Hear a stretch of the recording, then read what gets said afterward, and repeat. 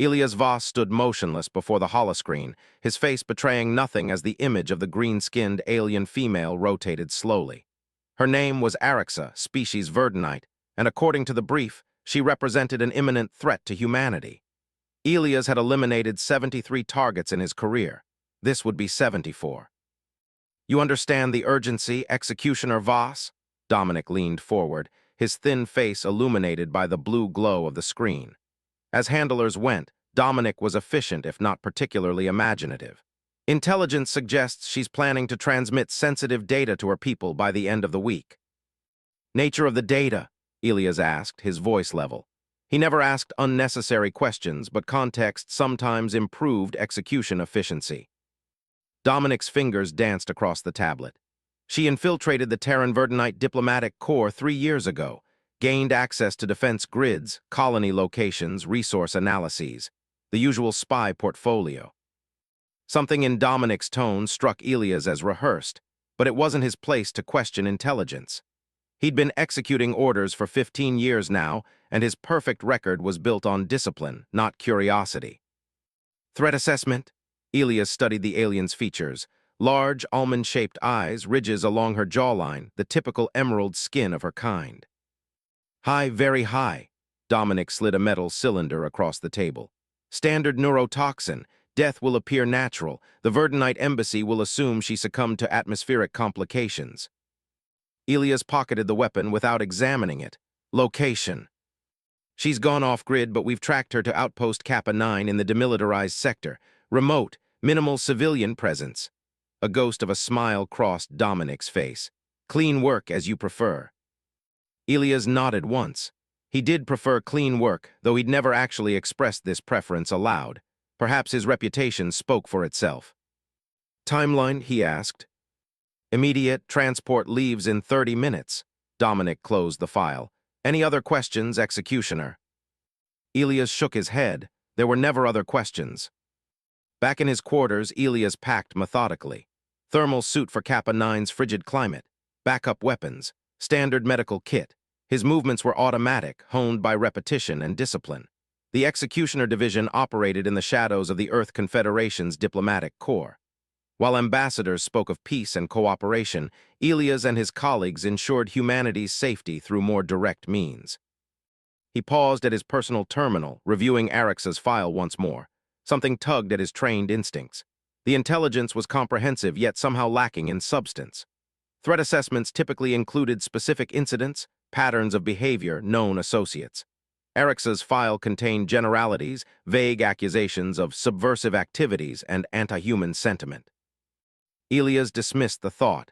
Intelligence worked with the information available. His job was execution, not analysis. As he boarded the sleek, unmarked transport ship, Elias mentally prepared himself for the hunt.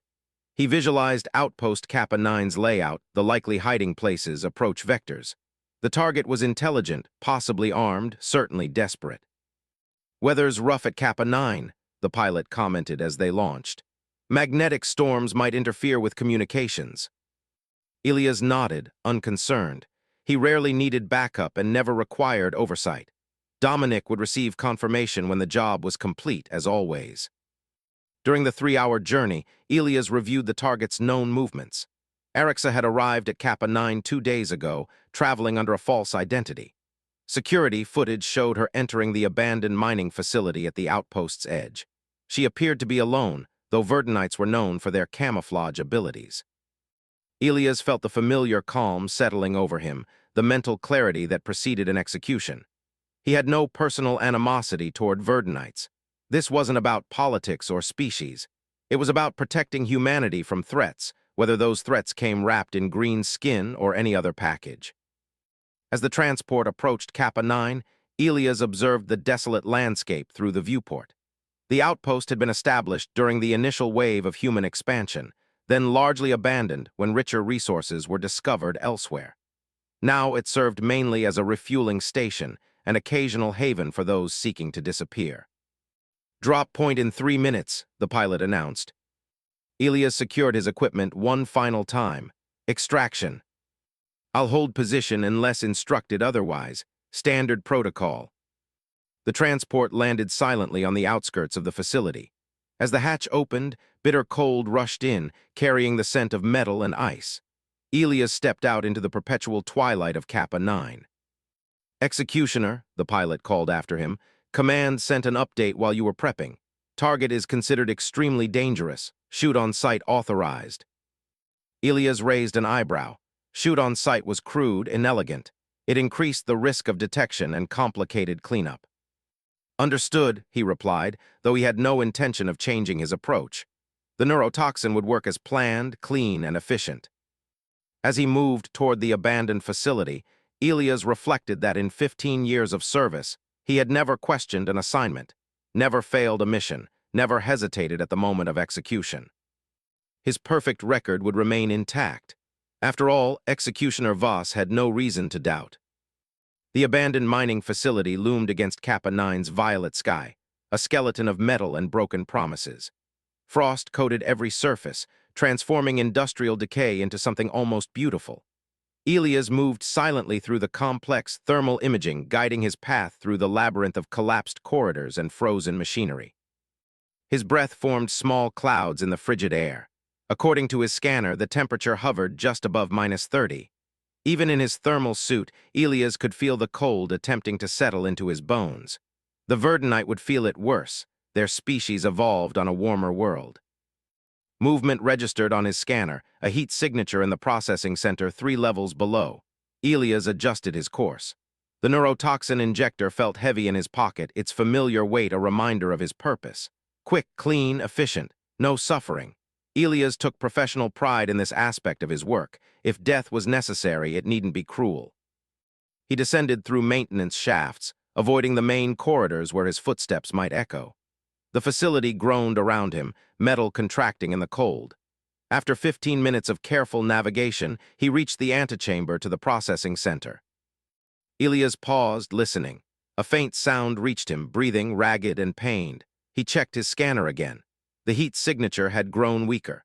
Perhaps the cold was already doing his work for him. He felt a momentary twinge of something, not quite remorse, but a professional disappointment. There was no honor in executing a target already dying from exposure. Silently, he moved to the doorway and observed the scene within. Erixa knelt in the center of the room, surrounded by portable heating units that glowed dimly. Her green skin had taken on a grayish tinge, hypothermia setting in despite her precautions. Before her lay an array of communication equipment, clearly salvaged from the facility's remains. Elias drew the injector and prepared to approach.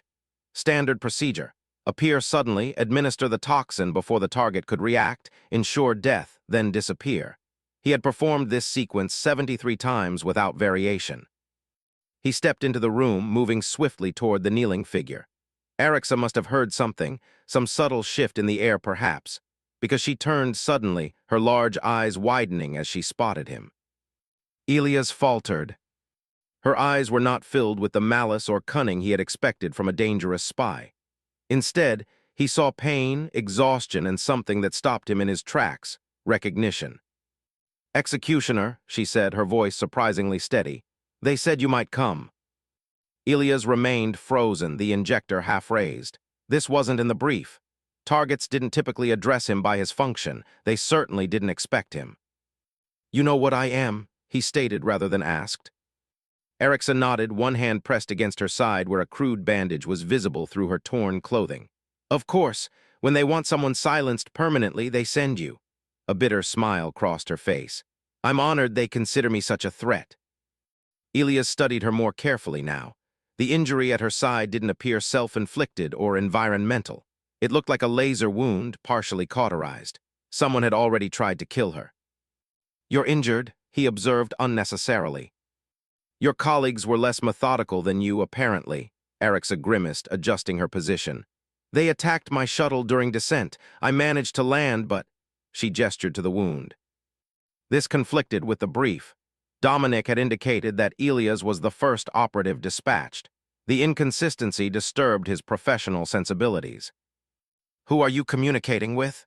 Elias nodded toward the equipment. "No one yet." Erix's expression darkened. "The equipment is damaged. I've been trying to repair it before." She stopped abruptly, studying his face. Before I die from either this wound, the cold, or your neurotoxin, which will it be, Executioner? The directness caught Elias off guard. Targets usually pleaded, threatened, or attempted escape. This calm acceptance of fate was unexpected. You know about the neurotoxin. I know how the executor division operates. Quick, clean, deniable. Her eyes held as steadily. I've studied your people as thoroughly as you've studied mine. Elias felt the certainty of his mission wavering. Protocol dictated immediate execution when a target identified an operative. Yet something held him back. The inconsistencies, perhaps, or the strange lack of fear in her eyes. Why are you here? He asked, lowering the injector slightly. Surprise flickered across Eric's features. You're asking questions, that's unexpected. Answer anyway. She seemed to consider her options, then winced as a spasm of pain crossed her face. I'm here because I have information that certain people in your government don't want revealed. Information about a threat to both our species. What threat? The kind that ends civilizations. Eric's gaze was direct, challenging. Kill me now and you'll never know. Neither will the millions who will die because of your perfect record, Executioner. Elias stood motionless, the injector still in his hand. In 15 years, he had never hesitated at the moment of execution. His loyalty to Earth and its security had always been absolute, his trust in his superior's judgment complete. But as he looked into Eric's eyes that showed intelligence, determination, and an absence of fear that came only from absolute conviction, Elias Voss, for the first time in his career, felt doubt. You should sit, Erixa said, breaking the tense silence. If you're going to interrogate me before killing me, we might as well be comfortable. Elias remained standing, the injector still in his hand. I haven't decided to kill you. The words surprised him as much as they seemed to surprise her. That's not what I expected from the legendary executioner Voss. She shifted, grimacing at the pain from her wound. Your reputation suggests unwavering loyalty. My loyalty is to humanity's safety, Elias replied carefully. If there's a genuine threat, I need to know about it. He holstered the injector and knelt beside her, examining the makeshift bandage. The wound was worse than he'd initially assessed. The laser had penetrated deep into her side, leaving damaged tissue that was slowly killing her. Medical kit, he said, retrieving it from his pack. This will hurt. Erixa laughed weakly, more than being executed. Elias didn't respond as he applied a regenerative compound to the wound. The green skin around the injury began to knit together slowly. This is field treatment. You need proper medical care. Is that concern, Executioner? Her tone was curious rather than mocking. Practicality, he corrected. If your information is valuable, you need to be alive to share it. As he worked, Elias' mind raced through possibilities. If he abandoned his mission, he would become a target himself. If her information proved false, he would have betrayed everything for nothing. The certainty that had defined his career was unraveling with each passing moment. Tell me why you're really here, he said, applying the final layer of bandage. Eric's breathing eased slightly as the pain medication took effect. I worked as a biological researcher on the joint Terran-Verdonite science vessel Harmony. We were studying microbial adaptation in deep space. She paused, gathering strength. 3 months ago, we discovered something in the samples from the Cygnus Void, a pathogen unlike anything we've encountered. It can cross species barriers, adapting almost instantaneously. A disease, Elias frowned. That's hardly unique. This is, her eyes held a haunted quality. It doesn't just infect, it rewrites neural pathways. Affected subjects retain motor function but lose autonomy. They become vessels. Vessels for what? For the pathogen's collective intelligence. Eric's voice dropped. We lost half the research team before we understood what was happening. The infected can pass as normal for days before the final stage. By then, they're no longer themselves, they're extensions of the pathogen. Elias considered this. If true, this would be classified as a military-grade biological threat. Protocols exist for such scenarios. They do, she agreed. But when we sent our findings to Earth Central, the response was unusual. Our research was classified, our team dispersed. The samples disappeared, allegedly for containment. Her expression darkened. Then my colleagues began dying in accidents. Coincidence? Elias suggested, though without conviction. 5 researchers in 3 weeks is not coincidence. Erickson met his gaze. Someone doesn't want this threat addressed, they want it weaponized. The pieces began aligning in Elias' mind. And you believe elements within Earth's government are behind this? I know they are. I accessed communications between the Harmony's captain and General Matthias Cray of Earth Defense. She reached slowly into her pocket and withdrew a small data chip. It's all here, the research, the communications, everything. Elias recognized the name immediately. General Cray was one of the Earth Confederation's most decorated military leaders, and someone with direct authority over the Executioner Division. If you're lying, he began. I'm not, her voice was firm. And we're running out of time. The pathogen has already been transported to Earth's biological research facility in Geneva. Elias made his decision. We need to move. This facility is too exposed. He began gathering her equipment. Can you walk?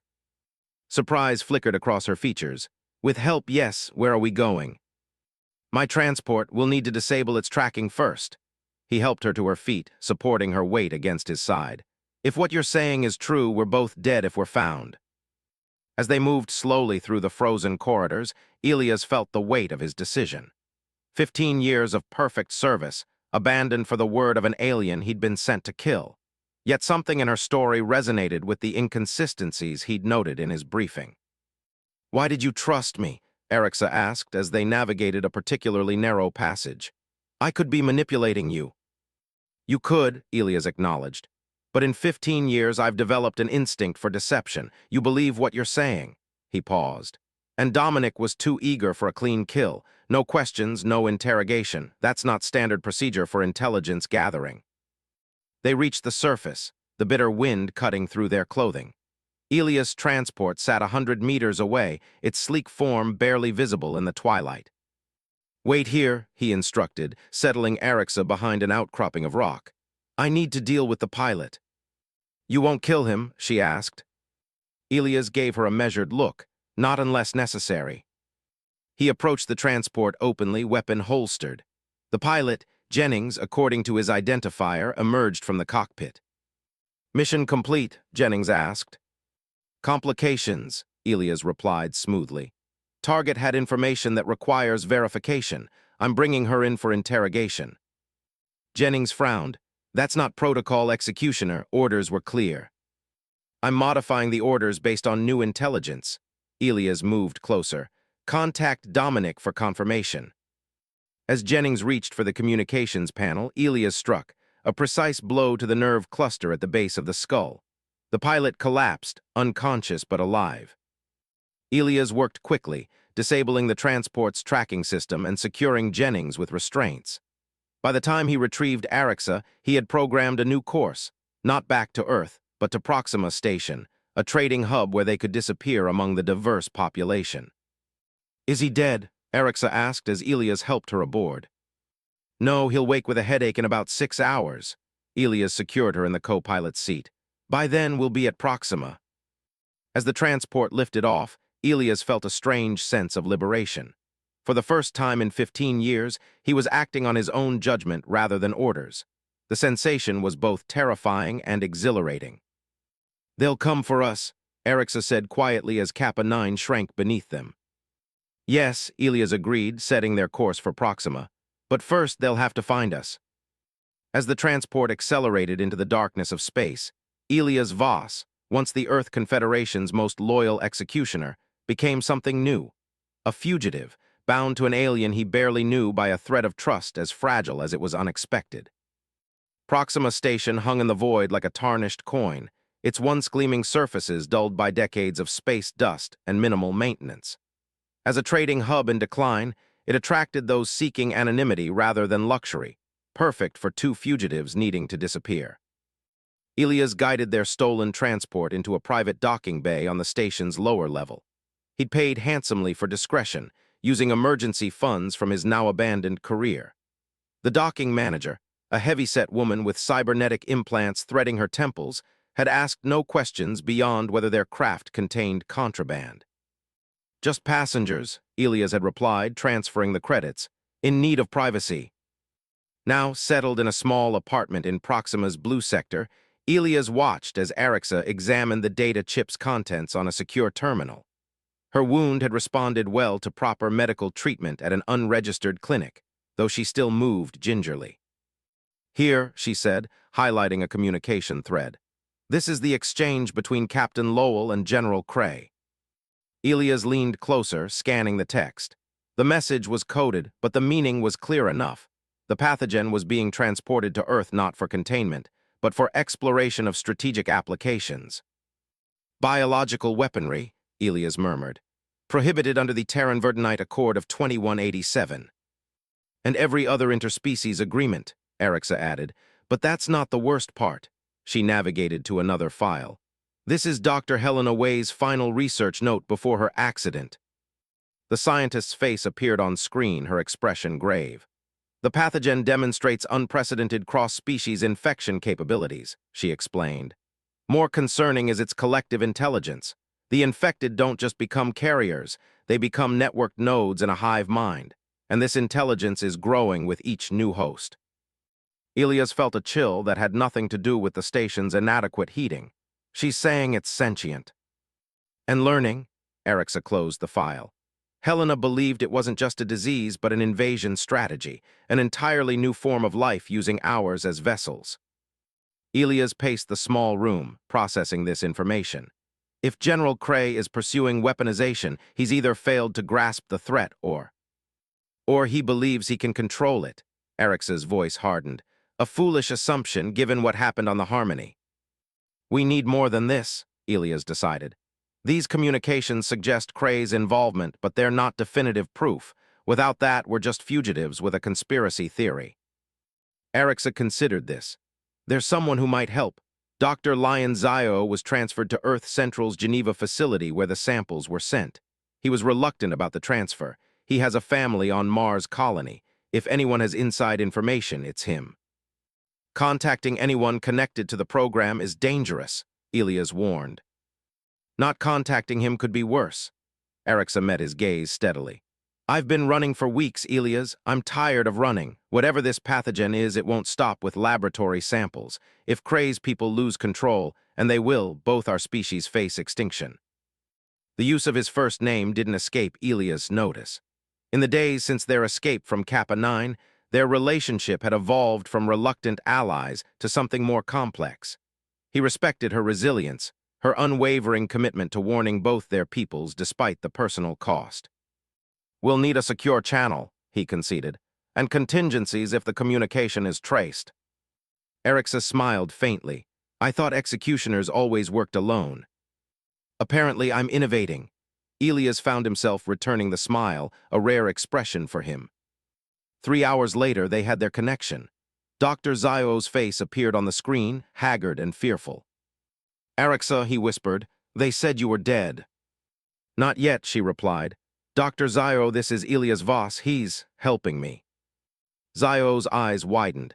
"The executioner, you're working with an executioner." "I'm no longer with the division," Elias clarified. "We need information on the pathogen samples from the Harmony. What is Cray planning?" Zio glanced nervously over his shoulder. "I shouldn't be talking to you. They monitor everything here." "This channel is secure," Elias assured him. "But we can be brief. What do you know?" The scientists seemed to make a decision. "They're calling it Project Harbinger. Cray believes the pathogen can be modified to target specific genetic markers, verdinite markers, initially." He lowered his voice further. "But it's not working as expected. The pathogen. It resists manipulation. 3 researchers have been infected despite containment protocols." Arixa leaned forward. "What happened to them?" "They were quarantined officially. Unofficially," Zio swallowed hard. "They escaped. No one knows how they bypassed security, but they disappeared 2 days ago." Elias and Arixa exchanged alarmed glances. "The collective intelligence," she murmured. "It's already beginning." "There's more," Zio continued. "Before they disappeared, they accessed communication systems. They transmitted something to multiple off-world locations. We're still trying to trace." He stopped suddenly, his head turning toward something off-screen. "Someone's coming. I have to go." "Dr. Zio, wait," Arixa urged. "Where exactly were the transmissions sent?" "Multiple destinations, including—" His eyes widened in sudden realization. including Proxima Station. They know where you are. Get out now." The connection terminated abruptly. Elias was already moving, gathering essential supplies. "We've been compromised," he stated flatly. "We need to move." Arixa stood shakily. "If the infected researchers sent transmissions here, then there are already infected individuals on Proxima," Elias finished grimly. "And they're looking for us." They moved swiftly through the station's corridors, Elias' executioner training guiding them through less traveled routes. They had nearly reached the docking bay when Arixa grabbed his arm, pulling him to a stop. "Look," she whispered, pointing ahead. Their transport was visible through the bay's viewing window. Standing before it were 3 station security officers, their postures unnaturally rigid. "They're infected," Arixa breathed. "I recognize the signs, the stillness, the coordinated movements." Elias assessed their options rapidly. Alternative route through maintenance. We'll find another transport. As they retreated, a public announcement echoed through the corridors. "Attention all Proxima residents and visitors. A Level 1 quarantine is now in effect. Multiple cases of an unknown pathogen have been detected. All individuals must report to medical screening immediately. Noncompliance will result in detention." "It's spreading," Arixa said as they ducked into a maintenance tunnel. "Faster than I anticipated." They navigated the station's underbelly, encountering few others. Those they did see hurried past, fear evident in their movements. Emergency lights bathed everything in pools-ing red, casting long shadows that seemed to pursue them. Finally, they reached a secondary docking area where smaller vessels were kept. Elias quickly identified a suitable craft, a courier vessel designed for speed rather than comfort. "Can you bypass the security?" Arixa asked as he worked on the ship's access panel. "Already done," he replied, the door sliding open. "Executioner training includes various unauthorized access techniques." As they prepared for departure, Elias' secure communicator, the one he'd kept from his division days, activated unexpectedly. Dominic's voice filled the cabin. "Executioner Voss," he said, his tone coldly professional. "Your situation is untenable. Return the Verdunite to authorized personnel and your defection may be overlooked." Elias exchanged glances with Arixa before responding. "The pathogen is loose on Proxima, Dominic. Did Cray anticipate that in his weapons program?" A pause. "I don't know what you think you know, Voss, but you're interfering with matters beyond your clearance. The division has dispatched Executioner Pierce to resolve the situation. He lacks your hesitation." Elias felt a chill. Pierce was ruthlessly efficient, even by Executioner standards. "One last chance, Voss," Dominic continued. "The Verdunite dies either way, only your fate remains negotiable." Elias terminated the connection without responding. "Pierce," Arixa noted, recognizing the gravity in his expression. "I assume that's bad news." "Very," Elias confirmed, accelerating their departure procedures. "We need to warn Earth Central about the outbreak. Someone above Cray needs to understand what's happening." As their stolen vessel detached from Proxima Station, emergency alerts continued to broadcast across all frequencies. The quarantine was expanding, but containment protocols were already failing. Looking back at the station growing smaller behind them, Elias made another decision that would have been unthinkable weeks earlier. He reached for Arixa's hand, his fingers intertwining with hers. "We'll find a way," he promised quietly. Her green fingers tightened around his. "Together," she agreed. As they accelerated toward Earth, Elias Voss, once the perfect executioner, acknowledged that his loyalty had shifted. No longer to an organization or even to humanity alone, but to the truth Arixa had revealed and to Arixa herself. Whatever awaited them on Earth, they would face it not as executioner and target, but as allies bound by something neither had expected to find: trust, and perhaps something deeper still. Earth loomed large in the viewscreen, its blue-white surface deceptively peaceful. Elias had approached his home planet countless times, but never as a fugitive, never with the weight of such knowledge pressing upon him. Beside him, Arixa monitored communication channels, her green fingers moving rapidly across the interface. "Quarantine protocols have been implemented on Proxima and 2 adjacent stations," she reported, "but nothing about the pathogen's true nature has been released publicly. Cray is containing information, not just the outbreak. Elias observed grimly. We need to reach someone with authority to override him. Their plan was desperate at best. Earth's planetary defense grid would detect their unauthorized approach within minutes. Their only advantage was Elias' knowledge of military protocols and the emergency access codes he'd maintained as an executioner. Administrator Chen, Arixa suggested. She oversees the interspecies medical exchange. If anyone would understand the threat and have the authority to act, it's her. Elias nodded. Her office is in Geneva, near where the samples are being held, if we can land undetected. A proximity alert interrupted him. Incoming vessel, he announced, tension evident in his voice. Military grade, high velocity. Pierce, Arixa asked, fear briefly crossing her features. Likely. Elias' hands moved across the controls, initiating evasive maneuvers. I've masked our approach signature, but he would know my methods. The pursuing vessel adjusted course, matching their trajectory with precision that confirmed Elias' suspicion. Only another executioner would anticipate his evasion patterns so effectively. Executioner Voss, a cold voice came through the communication system. This pursuit is unnecessary. You know how this ends. Elias recognized Pierce's voice immediately. Emotionless, methodical, exactly as he himself had once been. The pathogen is loose, Pierce, Elias responded, continuing evasive maneuvers. It's not a weapon we can control, it's an invasion. Your concern is noted, Pierce replied dispassionately. Prepare to be boarded or face immediate neutralization. Arixa touched Elias' arm. He won't listen, he can't. Elias knew she was right. Pierce would follow orders without question, just as Elias had done for 15 years. The difference between them now felt immeasurable.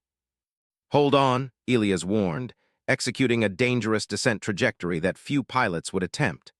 Their small vessel shuddered as it plunged toward Earth's atmosphere at a nearly vertical angle. Pierce followed, his superior vessel closing the gap despite Elias' maneuvers. He's locking weapons, Arixa reported tensely. Elias made a final, desperate course correction, skimming the upper atmosphere to use its resistance as a shield. The hull temperature soared dangerously, warning systems blaring throughout the cabin. A blast of energy streaked past them, Pierce's first shot narrowly missing. The second wouldn't. We won't reach Geneva, Elias stated, making a rapid calculation. New plan, brace for impact.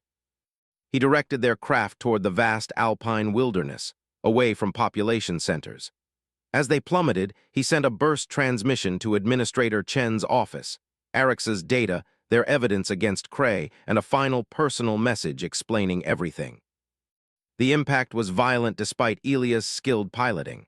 Their craft skidded across a snow-covered valley, leaving a smoking trail in its wake. Emergency systems deployed, cushioning them from the worst of the crash. Arixa, Elias called, struggling free of his restraints. I'm here, she responded, a trickle of dark fluid running from a cut on her forehead. Functional mostly. They evacuated quickly, the alpine cold biting through their clothing as they sought cover in the surrounding forest. Above them, Pierce's vessel circled like a predatory bird. He'll have called for ground support, Elias said, helping Arixa through the deepening snow. We have minutes at most. The transmission, she asked, her breath forming clouds in the frigid air. Sent, but no confirmation of receipt. Elias scanned the forest edge, identifying a defensible position among the rocks. We make our stand there. As they reached the outcropping, the sound of approaching transport vehicles echoed through the valley. Not just executioners, Elias realized, but a full military contingent. Cray was taking no chances. This isn't how I imagined seeing Earth, Arixa remarked with grim humor, her voice weaker than before. The crash had aggravated her healing injury. Elias positioned himself protectively beside her, weapon ready. I would have shown you better views. She smiled faintly, her hand finding his. You already have. The first soldiers appeared at the forest edge, their weapons raised. Pierce emerged from their midst, his executioner's uniform immaculate despite the harsh conditions. Final warning, Voss, he called. Surrender the Verdunite. Elias stepped forward, partially shielding Arixa. She has critical information about a biological threat. She needs to be heard, not eliminated. Pierce's expression remained impassive. General Cray has deemed the situation contained. My orders are absolute. Like the orders I received, Elias challenged. False intelligence, Pierce. We're being used to silence the truth.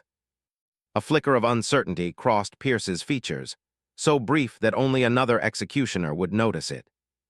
The division serves humanity's interests, Pierce replied, but there was the faintest hesitation in his voice. And what if those interests are being corrupted? Elias pressed. What if Cray is willing to risk both our species for power? Before Pierce could respond, the air was split by the arrival of another vessel, larger, bearing official Earth government insignia. It descended rapidly, landing between Elias' crashed ship and the military contingent.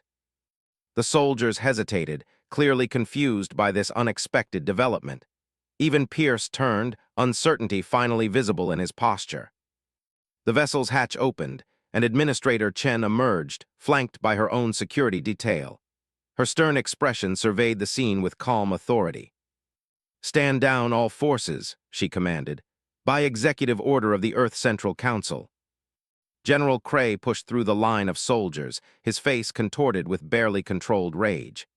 "This is a military operation, Administrator. You have no jurisdiction." Chen held up a data tablet. "I received some very interesting information about Project Harbinger and the outbreak on Proxima Station, information that the Council found deeply concerning." Her gaze found Elias and Arixa. "Your transmission was received, Executioner Voss." Relief washed over Elias, tempered by the knowledge that they were far from safe. Cray's forces still outnumbered Chen's security team. "The Verdunite is spreading dangerous misinformation," Cray insisted. "She represents a direct threat."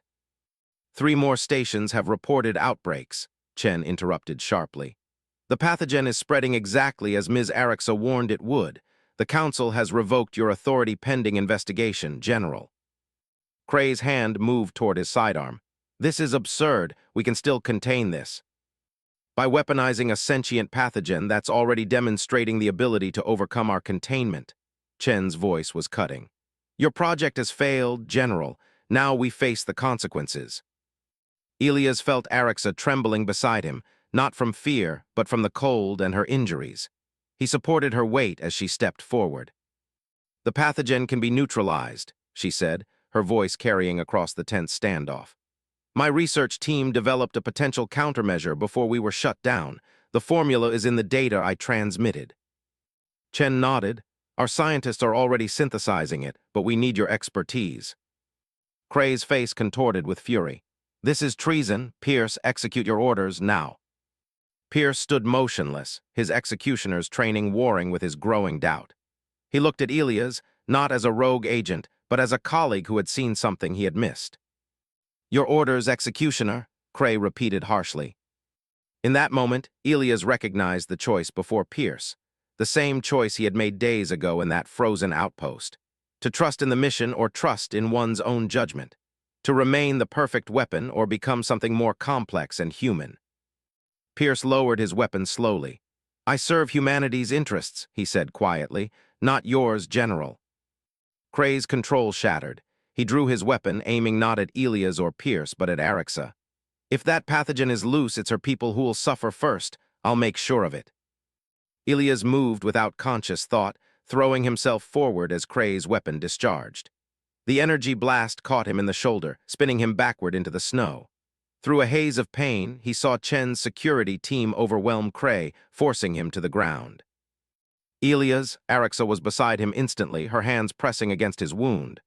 "Stay with me," she urged, fear evident in her voice. He looked up at her, seeing not an alien target, but the woman he had come to care for deeply. "I made my choice," he said softly. Administrator Chen approached, already calling for medical assistance. "We need to get you both to Geneva immediately. The countermeasure." "Will work," Arixa assured her, not taking her eyes from Elias. "But it must be distributed quickly. The pathogen adapts rapidly." As medical personnel rushed to stabilize him, Elias reached for Arixa's hand. "Was it worth it?" he asked, his voice weak but determined. "Trusting me." She smiled, the expression transforming her alien features into something he found beautiful. "Some doubts lead to greater certainties, Executioner." Chen's team worked efficiently, transferring them both to her vessel. As they lifted off, Elias caught a glimpse of Pierce watching their departure.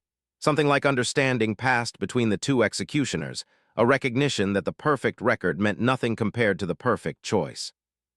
3 weeks later, Elias stood by a window in the Geneva Medical Center, his injured shoulder healing well. The quarantine protocols across the affected stations were being gradually lifted as Arix's countermeasure proved effective. The pathogen had been neutralized before it could spread beyond containment. Cray faced trial for his actions, along with several co-conspirators. The Executioner Division was under review, its methods and oversight being reevaluated. Elias' status remained uncertain, no longer an executioner, but not quite a civilian either. "Contemplating your future?" Arixa asked, joining him at the window. Her health had improved dramatically, the vibrant green of her skin restored. "Wondering if I have one," he admitted. "Executioners who disobey orders don't typically retire peacefully. Administrator Chen has offered me a position heading up a new interspecies pathogen research initiative," she said. "I accepted on one condition." Elias turned to her, raising an eyebrow. "Which was?" "That my head of security be someone with unparalleled experience in threat assessment and protection." Her eyes met his. "Someone I trust completely." "I'm not sure the Verdunite authorities would approve of a human executioner in such a role," Elias pointed out.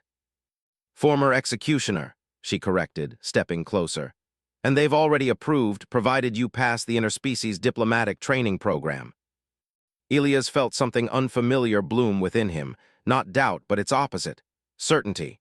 The clarity he had once found in perfect obedience, he now found in this unexpected connection. "It would mean leaving Earth," he said. "It would mean finding a new home," she countered, "perhaps somewhere between our worlds."